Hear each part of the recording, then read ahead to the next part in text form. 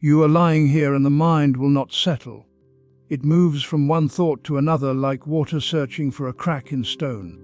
You wanted rest, but what you found was a kind of low hum, a background static of wanting and not having, of holding and not releasing. The body is still, but something inside keeps reaching. This reaching is so familiar you might not even notice it anymore. It happens when you scroll, when you check the time, when you calculate what is owed to you and what you have given away. The mind keeps a ledger, even when you are not looking at it, especially when you are not looking at it. Let yourself notice the breath now, not to fix anything, just to feel the air move in and out of the body. Cool at the nostrils, rising in the chest, the belly soft or tight, it does not matter, just notice. Generosity is not what you think it is. It is not the act of giving something away so that you can feel good about yourself later. It is not charity with a receipt. It is something quieter than that, something that happens before the hand even opens. In the old teachings, generosity is called dana. It is placed first among the perfections, not because it is easiest, but because it loosens the first knot, the knot of holding. The knot that says this is mine, and I must keep it, and if I let it go I will have less. But watch what happens in the body when you hold too tightly. The shoulders rise, the jaw sets, the breath becomes shallow.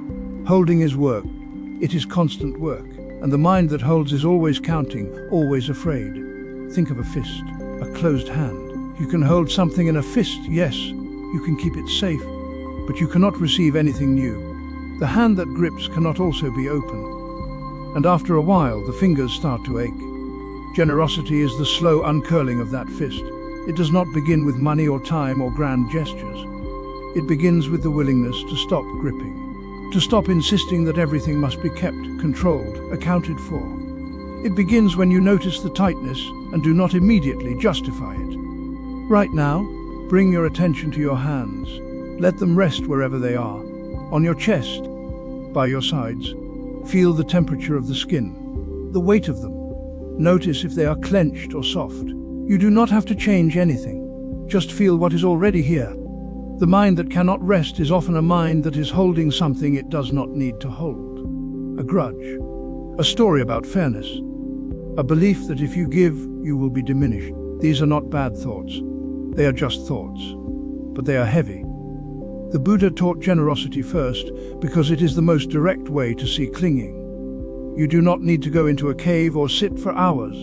You only need to notice what happens when someone asks you for something small.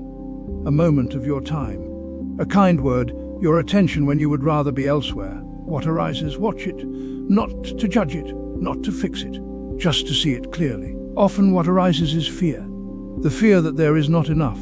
Not enough time, not enough energy, not enough of you to go around. And beneath that fear is a belief, quiet and old, that you are separate, that what you give away is lost, that the world is a place of scarcity and you must protect your share. But the breath does not work this way. You breathe out and the air is gone, and yet the next breath comes. You do not hoard the inhale. You do not ration it. The body knows how to let go and receive without keeping score. Generosity is the practice of remembering this, of letting the exhale be complete. It does not mean giving everything away. It does not mean ignoring your own needs or pretending you have no limits. It means noticing the difference between a boundary and a wall, between self-care and self-enclosure, between enough and the story of not enough. The fist can open slowly. It does not have to spring apart all at once. You can feel the fingers loosen one at a time. You can feel the palm grow warm as the blood returns. And in that opening, there is space. Space for something new to arrive. Space for the tight feeling in the chest to soften. This is where the practice begins. Not with a decision to be more generous, not with a plan or a goal, but with the simple noticing of where you are holding and the willingness to feel what that holding costs. So we return to the breath, to the body, to this moment exactly as it is, and we begin to explore what it might mean to unclench. Not all at once, not perfectly, but gently with awareness, one breath at a time. There is a tightness we carry, not always visible, not always named, but you can feel it if you turn your attention inward. It lives in the body as a subtle clench, a holding pattern we mistake for protection. We accumulate, we gather. We keep what is ours close. And somewhere beneath that gathering is a belief that has never been examined, that safety lives in what we hold, that enough will finally arrive when we have more than we need. The Buddha spoke of generosity as the first perfection, not because it is easy, not because it feels natural, but because it cuts directly at the root of craving. A generous heart, he said, is a field where merit grows. A tight fist is a prison for both giver and gift. Consider the hand clenched around sand. The tighter the grip, the more slips through the fingers. The harder we hold, the less remains. This is not metaphor alone, this is physics. This is the body teaching what the mind resists. Now bring that image into the small movements of your day. You have something. A few extra minutes. A piece of knowledge. A kind word that costs nothing but attention. And there is a moment, brief and easy to miss, when you feel the pull to keep it, to save it, to hold back. That pull is craving. Not the loud kind that demands and grasps, the quiet kind, the one that whispers, what if I need this later? What if there is not enough? Generosity does not begin with grand gestures. It begins in noticing that whisper, in feeling the tightness before you act on it, in recognizing the clench before it becomes refusal. The teaching is not that you must always give. The teaching is that holding itself is suffering. The fist that grips too long begins to ache. The heart that hoards begins to harden, and what we thought was safety becomes its own kind of cage. You do not need to believe this. You can test it. Notice one moment today when you hesitate to share something small. Not money, not grand sacrifice, something ordinary. Your time when someone asks for it. Your attention when it would be easier to turn away. A small piece of food. A smile to a stranger. Do not force yourself to give. That is not the practice. The practice is to notice the hesitation, to feel where it lives in the body. Is there tightness in the chest? A pulling back in the shoulders? A subtle calculation in the mind? Stay with that sensation. Do not judge it. Do not call it wrong. Just feel it as a physical thing, a contraction, a closing. And then, if it feels true, let the hand open. Not because you should, not because generosity is virtuous, but because you are curious what happens when the grip loosens. The open palm does not lose the sand. It holds it differently, lightly, without demand. And when the wind comes, some may scatter, but the hand remains soft, the hand remains free. This is what the Buddha pointed to. Not a moral rule, not a command from above, but a direct seeing into how craving works. Craving says hold tight or you will have nothing. Generosity says hold lightly and you will have space. The difference is not in what you possess. The difference is in how you carry it. When you give something small, notice what arises. There may be a flicker of fear, a sense of loss. That is craving speaking. But there may also be something else, a softness, a lightness. The body recognizing that it is not diminished by release. You do not need to become a saint. You do not need to empty your hands of everything. The practice is not about perfection. It is about awareness, about seeing the clench before it tightens, about feeling the difference between holding and hoarding. The generous heart is not the one that gives everything away. It is the one that knows the difference between enough and excess, between care and control, between sharing and sacrifice. And it begins here, in the small hesitations, in the quiet moments when you feel the pull to keep what could be offered, in the sensation of the fist before it closes. Feel that, stay with it. Let the hand open just a little, not because you must, but because you can. We hold things as though they were made to stay. A book, a chair, a ring passed down through family hands. We say they are ours, and in saying so, we forget what is already happening. Everything we touch is moving through us, not settling with us. The stream does not stop because we cup our hands beneath it. Watch water held in cupped palms. It rests there for a moment, cool and clear. But even as you hold it, it is leaving. Some slips between your fingers, some warms and rises into air. What remains grows lighter with each breath. You did not lose it. It simply continued being what it always was, water, moving, returning. Generosity begins here in this seeing. Not in the act of giving, but in the recognition that we never held anything permanently to begin with. We have been standing in a river, calling it a room. We have been naming waves as if they were stones. The teaching is simple. All conditioned things are impermanent. Even what we call ours is only borrowed from the stream of time. This is not philosophy. This is what is happening, right now, to everything around you. The shirt you are wearing is fading with each wash. The walls of your home are shifting imperceptibly with moisture and temperature and age. The body you inhabit is replacing its cells breath by breath, year by year. Nothing you possess was made to be possessed. It was made to pass. And yet we act as though ownership were a kind of stopping. We acquire something and believe we have secured it. We place it on a shelf or in a drawer and think we have made it ours in a way that will last. But lasting is not what things do. Lasting is what we imagine while they are already leaving. This is not a problem to solve. It is a misunderstanding to see through. The tightness we feel around our belongings, the anxiety when something is lost or damaged, the reluctance to share what we have. These arise from the belief that possession is a form of permanence. We think if we hold tightly enough, we can stop the movement. But the movement is not ours to stop. It was never ours to stop. Look now at one object near you. It does not need to be precious or expensive. A pen, a cup, a cushion beneath you. Let your attention settle on it. Notice its shape, its color, the way light touches its surface. And then ask quietly, how long will this truly be mine? Not as a morbid question. Not as a way to feel loss before loss has come, but as a way to see what is already true. This object existed before you held it. It will exist in some form after you release it. Even if you keep it for decades, it is changing. Even if you never give it away, it is moving through stages you cannot hold still. The pen will run out of ink. The cup will chip or crack. The cushion will compress and fade. And long before any of that, you yourself will change. The hand that holds it now will not be the same hand in 10 years. The person who calls it mine will not be the same person. So what does it mean to own something? It means to be its temporary steward, to be the one through whose hands it passes for a time. Water held in cupped hands will always find its way back to the earth. And everything you own is already on that journey. You are not the destination. You are a moment in its movement. When this becomes visible, not as an idea, but as a felt sense, generosity stops being a virtue you must practice and becomes simply what makes sense. Of course you can let it go.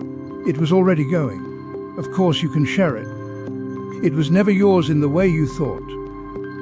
The clinging softens not because you have become a better person, but because you have seen what was always happening. This does not mean you cannot care for things. It does not mean you live without objects or stop valuing what you have.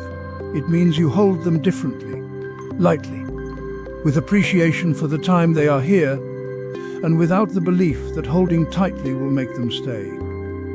You become like someone standing in a river, letting the water move through your hands, grateful for its coolness, not grasping at it to keep it from flowing. Sit with that one object a little longer. Feel the texture of impermanence in it. Not as sadness, but as truth. It is here now. It will not be here forever, and neither will you. This is not a problem. This is the nature of all conditioned things, and in seeing it clearly, the illusion of permanent ownership becomes quiet.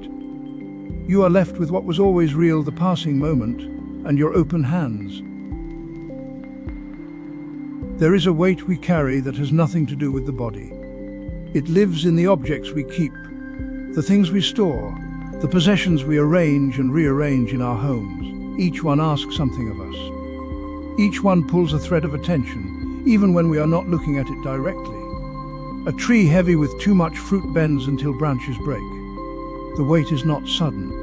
It accumulates slowly, one piece at a time, until the structure that once stood upright begins to bow under what it holds. We feel this in small ways. The drawer that will not close, the shelf that sags, the closet we avoid opening because we know what spills out when we do. These are not just physical facts. They are signals of something deeper, a kind of inner bending we have learned to ignore. In the Zen tradition, there is a teaching that points to this quietly. The bowl is most useful when empty, the house most peaceful when uncluttered, not because emptiness is a virtue in itself, but because space allows function. A full bowl cannot receive. A crowded room cannot breathe. When we hold on to things, we also hold the need to protect them, to keep them safe, to remember where they are, to justify why we still have them. This is not a moral failing. It is simply what happens. Possession creates obligation. The mind wraps itself around what we own, and in doing so, it becomes less free. You can notice this in your own experience. Think of something you own that you have not used in months, maybe years. It sits somewhere in your home. You know it is there. And even though you do not touch it, it occupies a small corner of your awareness. There is a faint hum of responsibility around it. Should I keep this? Will I need it someday? What if I let it go and regret it? These questions are not loud. They do not demand answers, but they persist like a low static in the background of thought. And each object we keep adds another frequency to that static, until the mind is never quite still. Generosity begins here, not in grand gestures, but in the willingness to release what no longer serves, to give away something that still has use but has become a burden in the keeping. This is not about deprivation. It is about discernment. It is about recognizing that the energy required to hold on to something often outweighs the value of having it. The tree bends not because fruit is bad, but because it carries more than its branches can sustain. And so we learn to let some fall, to let some ripen elsewhere, to trust that the tree itself is enough, even when it is not laden. There is a practice that makes this tangible. Give away one thing today that still has use but weighs on you, not something broken or worthless, not something you were already planning to discard, something that still functions, that someone else might genuinely want, but that you have been holding out of habit or fear or the vague sense that you should. This is harder than it sounds. The mind will offer reasons. What if I need it later? What if nothing else can replace it? What if letting go is a mistake? These thoughts are not wrong. They are protective, but protection has a cost. And sometimes the cost is the very peace we are trying to preserve. When you choose the object, notice what arises. Notice the tightness, if it is there. Notice the stories the mind tells about why this particular thing must stay. Do not argue with these stories. Just see them clearly. They are not facts. They are habits of thought, patterns worn smooth by repetition. And then gently let the object go. Give it to someone who will use it. Offer it where it will be received. Do not make a ceremony of it. Do not seek praise or acknowledgement. Just release it and notice what happens in the space that follows. There is a lightness that comes after letting go, not always immediately. Sometimes it arrives hours later, or the next morning when you realize you have not thought about the object at all. The static is quieter. The background hum has dropped by one frequency. The mind has a little more room to move. This lightness is not about having less. It is about carrying less.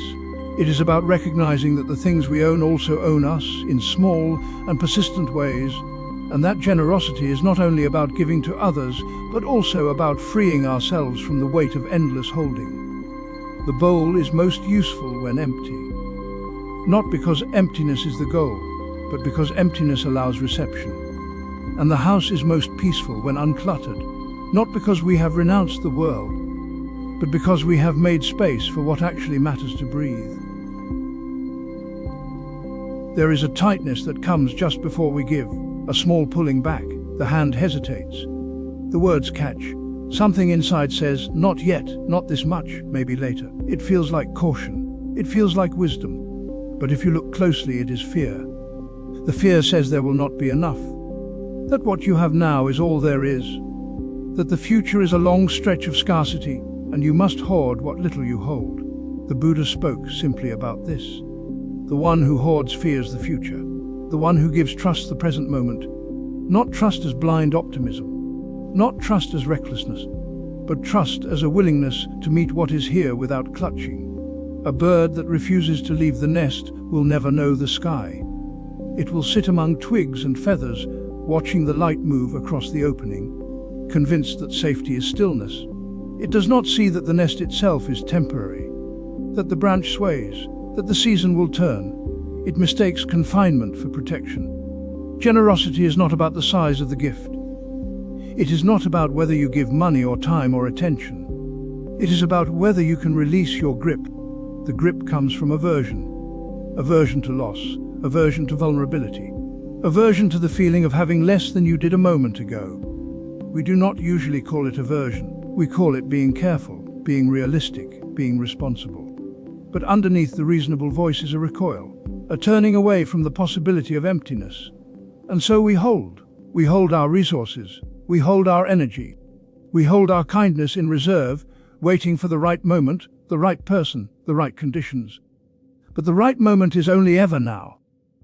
When you feel reluctant to give, pause. Do not push past the feeling. Do not shame yourself for it. Just pause and name the fear underneath. Sometimes it is the fear of not having enough money. Sometimes it is the fear of being taken advantage of. Sometimes it is the fear that if you give too much, you will disappear. The fear is specific. It has a shape. It has a texture. And when you name it, something shifts. Not because the fear goes away, but because you see it as a visitor, a passing weather, not the truth of who you are.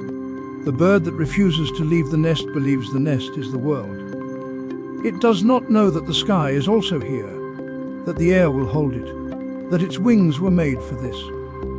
You do not have to believe in abundance to practice generosity. You do not have to feel wealthy or secure or confident. You only have to notice the moment when the hand pulls back and ask, what am I protecting? Often, the answer is not the thing itself, not the money or the time or the effort.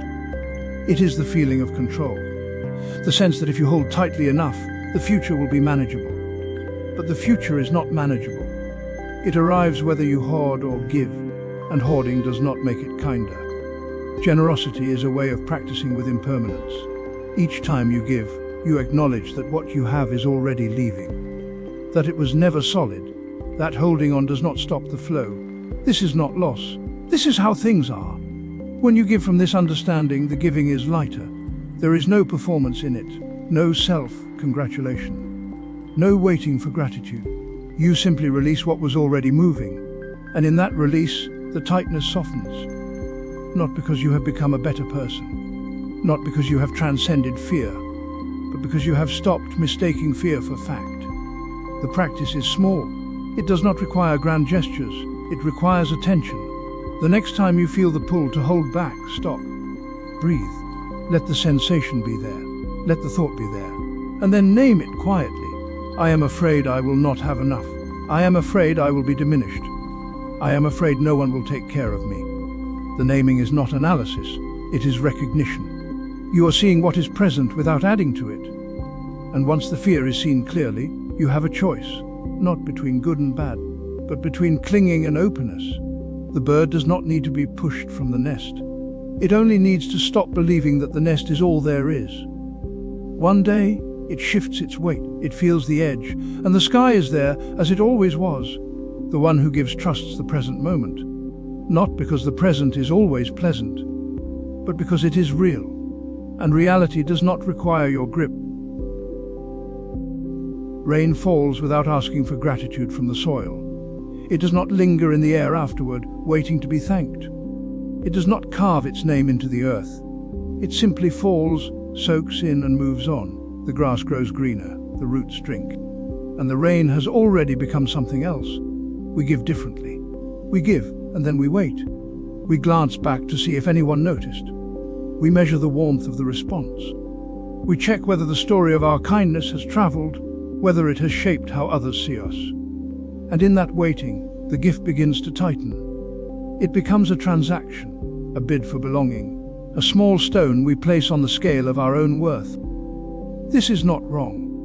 It is simply what happens when we forget that the one who gives is not a solid, separate self. When we believe we are the author of the generosity, we also believe we deserve the credit. We think the gift belongs to us even after it has left our hands, and so we hold on, not to the object, but to the identity, the good person, the generous one, the one who cares. The teaching says that true generosity leaves no trace, like a bird flying through open sky. The bird does not carve a path. It does not mark the air with proof of its passage. It moves and the sky remains unchanged. This is the perfection of giving. Not because it is effortless, but because it does not cling to the act. It does not build a monument to itself. In the Mahayana tradition, generosity is called the first perfection. Not because it is easiest, but because it begins to loosen the grip of self. When we give without needing to be seen, we start to notice how much energy we spend constructing an image, how much we curate, how carefully we arrange the evidence of our goodness, and in the quiet act of giving anonymously, that construction loses its urgency. There is no audience, no applause, no story to tell later, just the act and then the letting go. This is not about denying that we want to be valued, we do. That wanting is part of being human, but we can see it clearly. We can notice the pull toward recognition without obeying it every time. We can give and then step back, not because we are above needing approval, but because we are curious about what happens when we do not feed that need. Rain falls without asking for gratitude from the soil, and the soil does not refuse the rain because it came without fanfare. The exchange is clean, there is no debt, no lingering expectation. This is what happens when giving is not tangled with identity. It nourishes and then it is gone. So the practice is simple. Give something today and let no one know it was you. Not a grand gesture, something small. Leave a coin where someone will find it. Pay for a stranger's coffee without waiting to see their face. Pick up litter on an empty street. Write an encouraging note and leave it unsigned. Let the gift exist without your name attached. This is not about performing humility. It is not about being more spiritual than others. It is about feeling what happens in the body and mind when there is no reward coming. Notice the impulse to tell someone. Notice the slight deflation when the act passes unremarked. Notice the part of you that wants to be known as the kind of person who does this. And then notice that you can give anyway, that the giving does not require that story. You may feel a small ache, a sense of incompleteness. This is the trace of self still hoping to be seen. Let it be there. Do not judge it, just see it. And see that the act of generosity is already whole, whether or not anyone ever knows. The person who received it is no less helped. The world is no less touched. Only the story is missing, and the story was never the point. When the act feels complete without needing recognition, you will know. Not because you have transcended the desire for approval, but because you have seen it clearly enough that it no longer runs the show. The gift was given, the sky closed behind the bird, and you are free to move on. We think we are separate. This is the first forgetting. We walk through the world as if we are sealed containers, each of us carrying our own air, our own light. We give because we think it is virtuous. We withhold because we think we must protect what is ours. But a river does not ask which field deserves water. It flows where the land is low. It does not calculate.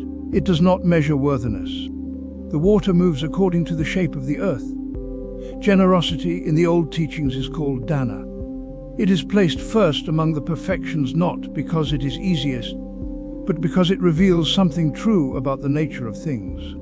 When we give, we are not transferring something from inside our boundary to outside it. We are participating in a movement that was already happening. The breath moves in, the breath moves out. We do not own either direction. Just as the in-breath and out-breath are one process, so giver and receiver are not two. Sit with this for a moment. Not to understand it intellectually, but to sense it. You can do this now or later, when the day has quieted. Sit quietly and sense the invisible threads connecting you to those around you. Not as a visualization, not as imagination, as a softening of attention. Let your awareness rest on the fact that the air you breathe has been breathed by others. The food you ate was grown by hands you will never see. The words you speak were shaped by voices that came before you. You are already woven in. When we forget this, generosity becomes transactional. We give to get. We give to be seen as good. We give because we are supposed to. And beneath all of this is a quiet belief that we are losing something when we give. That the boundary is real. That what leaves us is gone. But watch what happens in the body when you give without that belief. Not a grand gesture. Something small. You let someone ahead of you in line. You listen when you would rather speak. You offer water to a plant that is not yours. There is a softening. The chest opens slightly. The breath deepens. This is not because you are virtuous. It is because the illusion of separation has thinned just for a moment, and the body recognizes what is true. Compassion is the ground here, not the emotion we call compassion, which can be warm or distant depending on the day, but the deeper fact of it. That suffering is not private. That when one part of the web tightens, the whole web feels it. A river does not ask which field deserves water. It responds to the shape of things. Compassion is like that. It is not a decision. It is a responsiveness that arises when we stop insisting on the boundary. The old texts say that the giver, the gift, and the receiver are empty of separate self. This sounds abstract until you feel it. You give someone your attention. For a moment, there is no one giving and no one receiving. There is just attention moving, like breath, like water finding its level. The sense of I am here and you are there dissolves into something more spacious. Not as a belief, as a direct experience. You do not need to make this happen. You only need to stop reinforcing the opposite. Stop rehearsing the story of separateness. Stop guarding the boundary as if it was solid. Sit quietly and sense the invisible threads connecting you to those around you. Not to feel connected, but to notice that connection is already the case. The threads are not something you create. They are what you are made of. This is why generosity is the first perfection. It is the simplest way to test the teaching. You give something small. You watch what happens. If the boundary is real, you should feel diminished. But if the boundary is a habit of mind, you will feel the opposite. You will feel the relief of no longer carrying the weight of being separate. A river does not hold back its water until the field proves it is worthy. It flows where the land is low. It flows because that is its nature. And in flowing, it does not lose itself, it becomes more fully what it is. When you give without the story of loss, you are not being selfless in the way we usually mean. You are recognizing that the self you thought you were protecting was never as small or as isolated as it seemed. The boundary between self and other begins to soften, not as an idea, as a felt sense. The air in the room is the same air. The silence between words is shared.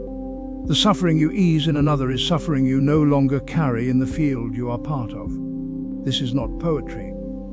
This is perception, cleaned of the habit of separation. Sit with this, let it be simple. Let the space around these words be part of the teaching.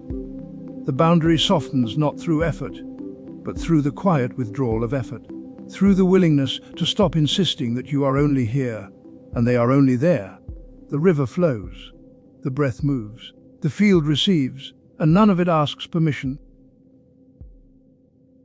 We tell ourselves we will be generous when the moment is large enough, when we have more time, more money, more clarity, when someone truly needs us, when the opportunity announces itself with unmistakable weight. And so we pass the day waiting. The colleague who looks tired, the stranger fumbling with grocery bags, the friend whose voice carries something unspoken. We notice, but we tell ourselves it isn't enough, not the right moment, not what generosity really looks like. A single candle can light 1,000 others without losing its flame. This is not metaphor dressed as wisdom. This is how light actually works. One flame touches a wick, and suddenly there are two flames, not one flame halved. The original burns just as bright. Nothing was taken, everything was given. We think generosity requires subtraction, that to give is to have less. So we hoard our attention, our warmth, our presence, waiting for a moment grand enough to justify the cost. But there is no cost. The smile you offer costs you nothing and leaves you no less capable of smiling again. The door you hold does not deplete your capacity to hold another. The few minutes you spend listening do not erase your ability to listen tomorrow. The path is walked one step at a time. Generosity is practiced in small gestures, not grand plans. This is the teaching, simple and direct. Not because small gestures are preparation for larger ones, but because small gestures are the whole of the path. There is no other path. There is no generosity waiting in the future that is more real than the generosity available now. Consider the held door. You are leaving a building and someone is a few steps behind. You pause, you hold the door. They pass through. The entire exchange takes 3 seconds. No one will write about this. No one will remember it by evening. And yet something happened. You saw another person. You made their passage easier. You offered your attention without asking for anything in return. This is generosity in its most honest form. Not because it is small, but because it is complete. The mind resists this. It wants generosity to feel significant. It wants witnesses, or at least the private satisfaction of having done something meaningful. But when you hold a door, there is often no satisfaction at all. Just the brief moment of holding, the person passing through, the door closing behind you. The mind finds nothing to grasp. And this is exactly why the gesture matters. It teaches you that generosity does not require a self to feel generous. It simply happens, like breath, like light touching a wick. Offer one small kindness today, not as a task to complete, but as a way of meeting what is already here. A smile when you make eye contact. A door held without checking if anyone notices. A listening ear when someone begins to speak and you feel the urge to interrupt, to fix, to move on. Listen. Let them finish. Let there be space for their words to land. This is not about becoming a better person. This is about seeing that every moment is already an opening. The person in front of you at the checkout counting change. The child struggling with a zipper. The neighbor you usually avoid. Each one is a wick waiting. Not waiting for your grand intervention, but for the simple touch of attention. The acknowledgement that they are here, that you see them. That for this moment, your flame can meet theirs without either of you losing anything. When you light one candle from another, you do not plan it. You do not wait for the perfect candle or the perfect moment. You simply bring the flame close. The wick catches. The light spreads. This is how generosity moves. Not through strategy, but through proximity. Through the willingness to be close enough that something can pass between you. The practice is immediate. It does not wait for you to feel ready. It does not require you to resolve your own struggles first. You can be tired and still smile. You can be uncertain and still listen. You can be carrying your own confusion and still hold a door. The flame does not ask if it is worthy before it lights another wick. It simply touches, and the light continues. So today once, offer something small. Let it be unremarkable. Let it pass without fanfare, and notice that you are still here, still whole, still capable of the next gesture and the next. The generosity you think you are saving for a worthy moment is already here, already available, already enough. Every moment is the opening. Every encounter is the wick. You are the flame that loses nothing by giving everything it has. Generosity is often spoken of as a virtue. We think of it as goodness. But when the moment comes to actually give something that matters, the body knows a different truth. There is a tightness, a small recoil. The hand hesitates before it opens. This is not wrong. This is the seed beginning to crack. A seed must break open in darkness before it becomes a tree. The shell that protected it must split. What held it together must yield. And in that yielding, there is a kind of violence the seed cannot escape. It does not become a tree by staying whole. It becomes a tree by allowing itself to be undone. When you give something that matters, you feel this. Not always, but often enough. You offer your time when you are already tired. You share money you were holding for safety. You let someone have the last word when your pride wanted to speak. And in that moment, there is a small ache, a sense of something leaving. The hand opens, and the heart feels the space where the thing used to be. We are taught to push past this feeling, to tell ourselves we should be more generous, more open, more willing. But the Buddha did not teach suppression. He taught awareness. He taught that the heart that can bear the small pain of giving grows strong enough to hold great joy. Not by ignoring the pain, by meeting it. The discomfort is not a flaw in your practice. It is the practice itself.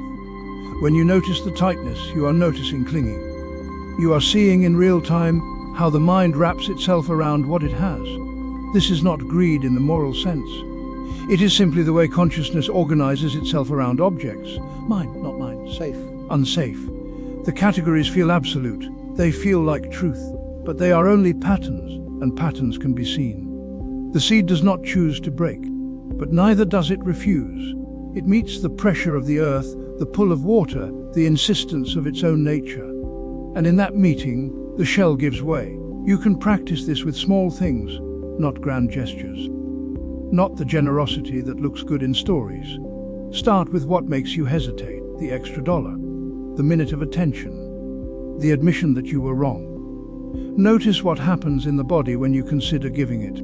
There will be a pull backward, a thought that says, "But I need this," or "This isn't the right time," or "They don't deserve it."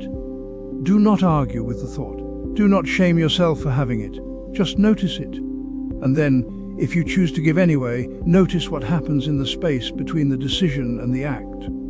This is where the seed cracks. You might feel a flutter in the chest, a small grief, a sense of exposure, as if you have made yourself vulnerable in a way you cannot take back. Breathe with it, not to make it go away, not to prove you are strong, just to be present with the texture of letting go. The teaching here is not that generosity should be easy. It is that the difficulty itself is what shapes the heart. Each time you feel the ache and do not harden against it, the capacity grows.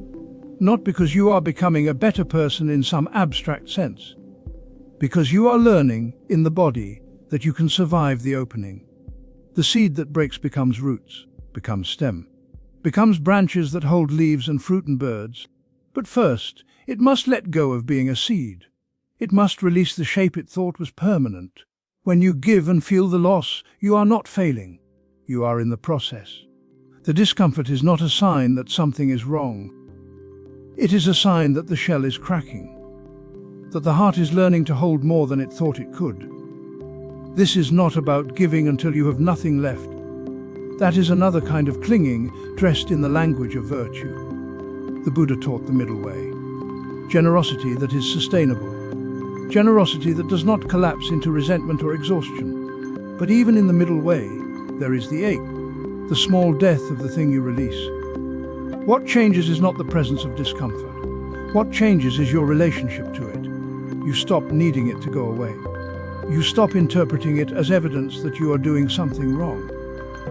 You meet it the way the earth meets the seed, with patience, with space, with the quiet knowing that breaking open is not the end of the story. When the discomfort arises, and you breathe with it instead of bracing against it, something shifts, not always in that moment, but over time. The heart learns that it can bear this, that the ache is not dangerous. That letting go does not mean disappearing. And in that learning, the shell continues to crack. And what grows from the breaking is larger than what was held inside. There is a moment that arrives without warning. Someone offers to carry something for you, or they say, "Let me get that." Or they ask, "Can I help?" And before the words settle, you have already said no, already smiled and waved them off, already insisted you're fine. This reflex runs deeper than politeness. It comes from a belief we carry like a stone in the chest that to need is to fail. That strength means standing alone. That receiving makes us a burden, a weight, someone who takes more than they give. The earth receives the rain without pride or shame, simply opening. It does not turn the sky away. It does not say, "I should be able to manage on my own." The ground knows that receiving is not weakness. It is participation. The rain falls, the earth drinks, and the world continues. But we are not so simple. We have learned to armor ourselves with independence, to prove our worth by how little we ask. And in doing so, we close the very door through which connection enters. Generosity, in the Mahayana tradition, is called the first perfection. Not because it is easy, but because it is foundational. It teaches us that the boundary between self and other is softer than we think. That giving and receiving are not opposites, but two halves of one breath. And here is what we miss when we refuse to receive: we deny the other person their own generosity. When someone offers help and we deflect, we take from them the chance to give. We close their hand before they can open it. To receive with grace is to give the giver the gift of their own generosity. This is not a trick of language. It is how the world actually works. Think of the last time someone you care about refused your help. How it felt like a door shutting. How it left you standing there with your hands full, unsure what to do with what you wanted to offer. That small ache of being turned away. You were not offended, exactly, but something in you wanted to be useful, wanted to be part of their life in that moment, and they said no. Now turn that around. How many times have you done the same? How many hands have you waved away because you believed you should be stronger, more capable, less in need? The earth receives the rain and does not apologize. It does not worry that it is asking too much. The soil opens and the water sinks in and the roots drink and the grass grows. There is no shame in this. Only the quiet intelligence of things working as they should. Equanimity does not mean standing apart. It means meeting what comes without grasping or pushing away. When someone offers help, equanimity allows you to receive it without collapsing into neediness or stiffening into refusal. You simply let it land. You say yes. You allow the exchange to complete itself. This is harder than it sounds, because receiving asks us to soften, to admit that we are not separate, that we are held by others just as we hold them, that the web of care is not one, directional. It moves both ways always. So the practice is this: when someone offers help today, receive it fully without deflecting or minimizing. Do not say, "Oh, you don't have to." Do not rush to explain that you could have done it yourself. Do not immediately offer something in return to balance the scales. Just let them help. Let their gesture be whole and complete. Notice what happens in your body when you do this. Notice if your chest tightens, if your throat wants to protest, if a voice inside insists that you should not need this. Stay with that feeling. Do not argue with it. Just notice it the way you would notice the temperature of the air, and then notice what happens after. How the person who helped you seems lighter. How something between you has shifted, become easier. How the act of receiving has made space for them to be generous, and in that space, both of you are more human. This is not about forcing yourself to accept every offer. Some offers are not genuine. Some are entangled with expectation or control. Discernment still matters. But most of the time, when someone offers help, they mean it. And most of the time, we refuse not because the offer is wrong, but because we are afraid of what it means to be seen as someone who needs. The rain does not make the earth weak. It makes it fertile. Receiving does not diminish you. It completes the circle that generosity begins. And when you can receive as naturally as you give, you will know that the boundary you have been guarding was never as solid as you thought. We give often. A coin to someone on the street. Time to a friend who needs listening, a seat on the bus, food left on a neighbor's doorstep. We move through these moments and then we move on. The hand opens, the thing passes, and we return to whatever comes next. But what if we stayed, not in the act itself? That part is already done. The gift is given, the door is closed, the conversation ends. What if we stayed in the quiet that follows? After the bell is struck, there is a sound. Clear, bright, unmistakable. But then the sound fades, and what remains is not silence exactly. It is the space the sound came from. The stillness that was always there underneath. Generosity works this way too. We focus on the giving, the decision to give, the object we offer, the person who receives. We think generosity lives in that moment of transfer, and it does. But it also lives in what comes after. In the body, in the breath, in the small shift that happens when the hand has let go. The Theravada tradition holds this carefully. After giving, the wise one rests in stillness, observing the heart's response without grasping, not analyzing, not congratulating, not moving quickly to the next thing, just resting, just noticing. We rarely do this. We give and we turn away. Sometimes because we are busy, sometimes because we feel awkward, sometimes because we do not want to seem proud, and sometimes because we do not know that anything is there to notice. But something is there. When you give something, anything, the body knows. There is a softening, a brief openness. The chest may feel lighter, the shoulders may drop.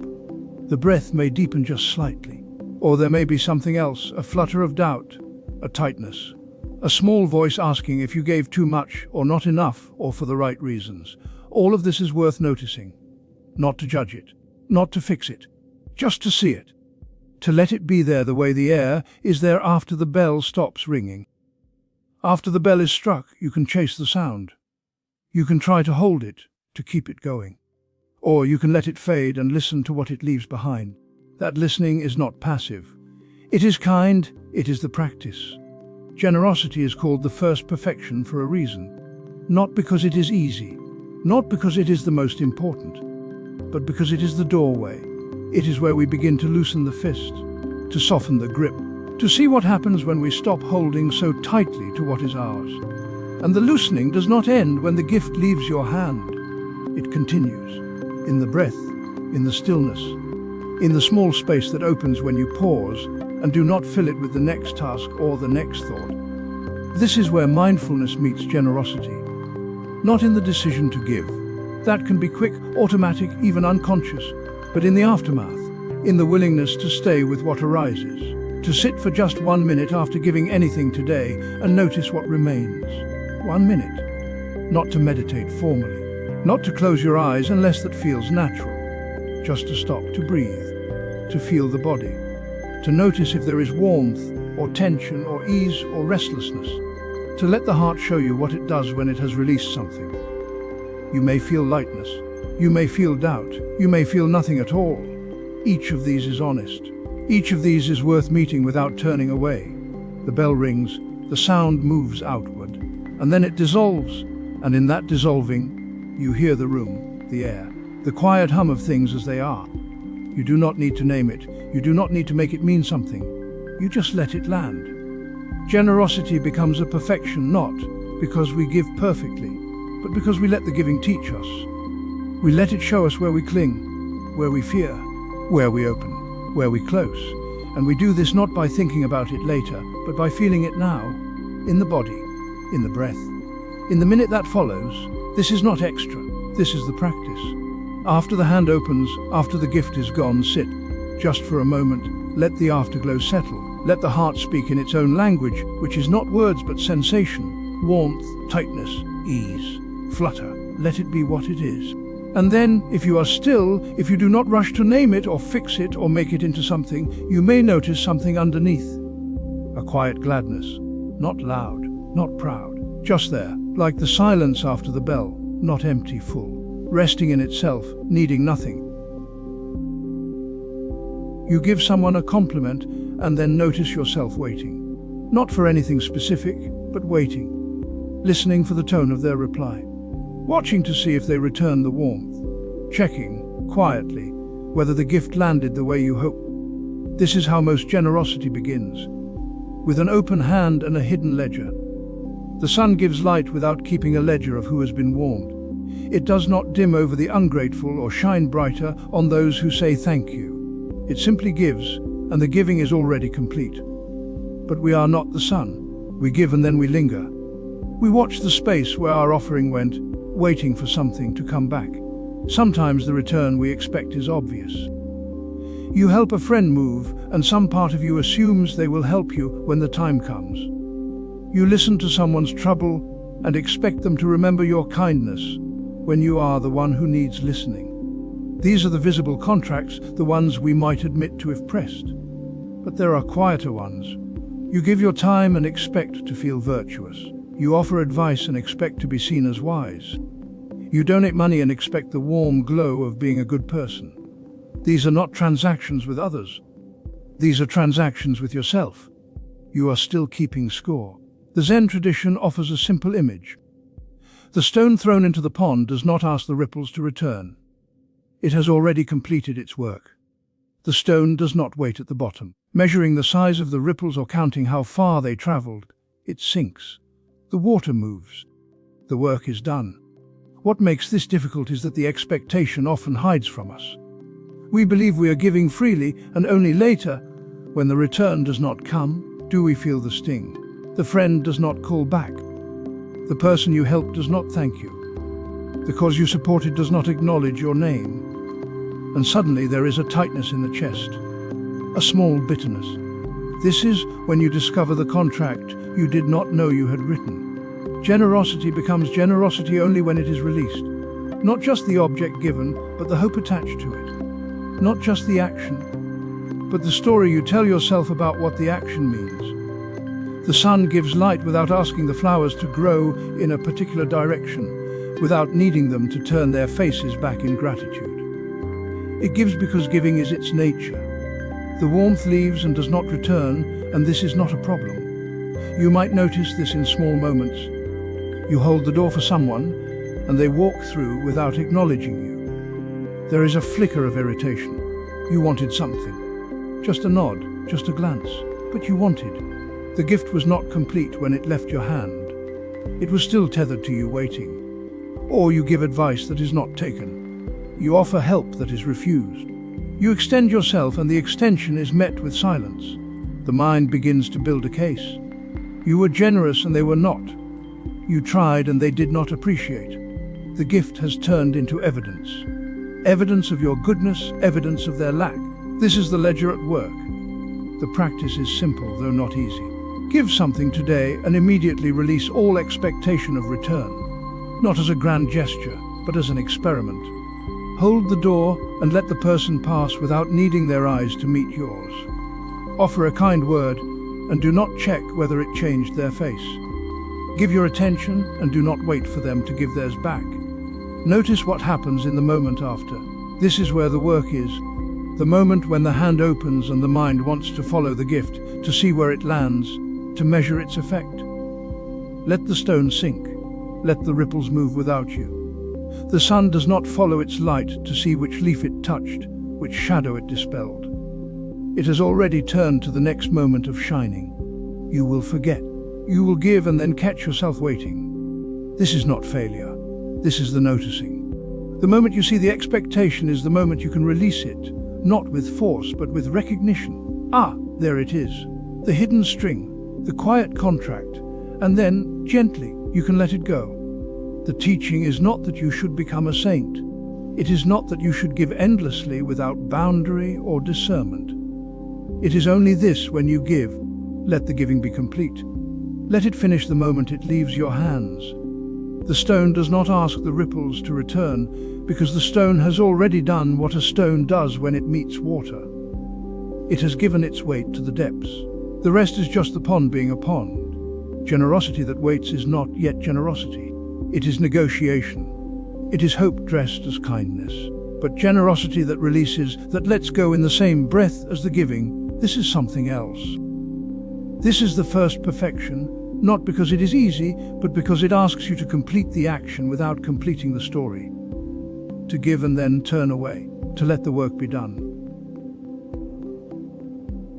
There is a moment when the hand hesitates before giving, not because there is nothing to offer, but because something in us believes that what we hold must be kept, that if we release it, we will have less, that generosity costs us something we cannot afford to lose. This is the forgetting. We forget that the heart is not a storehouse with finite reserves. We forget that the nature of awareness itself is open, undefended, already whole. The Buddha taught that the heart that gives freely is like a well that deepens with each drawing. It does not run dry. Each act of generosity does not diminish the source. It reveals how deep the source has always been. An open hand can both give and receive. A closed fist can do neither. Notice this in your own body right now. Make a fist and feel the tension required to maintain it. Feel how the fingers curl inward, how the palm disappears into itself. There is effort here. There is holding. Now open the hand. Let the fingers unfold. Feel the space that appears. The openness requires no effort. It is the fist that demands maintenance. We carry this same tension in the heart. We believe that to protect ourselves we must close, that to stay safe we must withhold. And in this closing, we lose access to both the giving and the receiving. We cannot offer what we grip so tightly. We cannot take in what our clenched awareness refuses to touch. Generosity is not about the object given. It is not measured in dollars or hours or kind words, though these may be its forms. Generosity is the movement of the heart toward openness. It is the willingness to let something flow through us rather than be hoarded within us. When we give without the belief that we are being depleted, we discover that the act itself is nourishing, not because we receive praise or gratitude in return, though sometimes we do, but because the open hand is the hand that knows its own nature. This is where compassion enters. Compassion is not pity. It is not looking down at suffering from a safe distance. Compassion is the recognition that what arises in another arises in the same field of experience that holds our own joy and pain. When we see this clearly, generosity is not a moral obligation. It is the natural response of a heart that knows it is not separate. You might notice resistance to this. You might feel the voice that says, "But I have been hurt when I opened. I have been taken advantage of. I have given and received nothing back." This is true. Openness does not guarantee that others will meet us with the same quality. But notice what happens when we close in response. We do not protect only against future harm. We close against everything. The fist does not discriminate. It cannot hold only the good and release only the bad. It simply grips. The teaching is not that we must give everything away. It is not that boundaries are a failure of compassion. The teaching is that we can remain open even as we discern what is ours to offer and what is not. An open hand can also say no. It can rest empty without needing to fill itself. It can hold something lightly and then release it when the time comes. The openness is not about the action taken. It is about the quality of heart that meets the moment. There is a practice that can help us return to this, not as a technique to force openness, but as a way to sense what is already here beneath the tension. At some point today, perhaps now, place your hand over your heart. Feel the warmth of your palm against your chest. Feel the rise and fall of breath beneath your hand. And as you breathe, hold the intention to stay open. Not open to anything in particular, just open. Like a hand that has unclenched and is simply resting in its natural state. You may feel vulnerability in this. That is not wrong. Openness and vulnerability share the same territory. But notice if you can sense the difference between vulnerability as exposure and vulnerability as presence. Exposure feels like something is being taken from us. Presence feels like we are simply here, available, without defense but also without collapse. Breathe with your hand over your heart. Let each inhale be a quiet yes to staying open. Let each exhale be a release of the need to protect what was never at risk. The well deepens with each drawing. The heart that gives does not empty. It discovers how much it has always held. And in time, if you stay with this, openness will stop feeling like something you are doing. It will feel like coming home, like the place you have been trying to return to all along. The hand rests open. The breath continues. And the heart remembers what it has always known. There is no final act of generosity. No moment when you have given enough, learned enough, or become generous enough to stop. This is not a flaw in the practice. It is the practice itself. You will return to this again and again. Not because you failed the first time, but because life continues to offer moments where the hand can open, where the heart can soften, where you notice the grip and choose to release it just a little. Some days the opening will feel easy, natural. You will give without thinking, and it will feel like breathing. Other days the fist will be tight. The fear will be loud. The voice that says, "Not enough, not safe, not now," will rise up with all its reasons. And on those days you are not broken. You are simply meeting the edge of what feels possible. This is where tenderness matters. Generosity is not a demand you place on yourself. It is not another way to measure whether you are good enough. It is a gentle invitation to notice what happens when you loosen your grip. To see what arises when you meet scarcity not with shame, but with curiosity. What if this tightness is also impermanent? What if this fear, however real it feels right now, is not the whole truth? Impermanence does not mean everything vanishes. It means everything changes.